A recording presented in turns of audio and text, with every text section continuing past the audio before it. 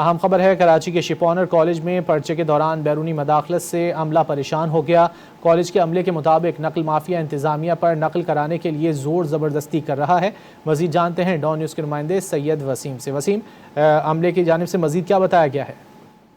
जी बिल्कुल, ship honour college है जहां पर गुज़िश्ता 3 रोज कबल चेयरमैन इंटरमीडिएट बोर्ड ने भी जानी मरकज पर बदनज़मी और बैरूनी मदाखलत की शिकायत पर विजिट किया था, लेकिन आज फिर जो है वो शिप ऑनर कॉलेज में एक बार फिर बदनज़मी देखने में आई।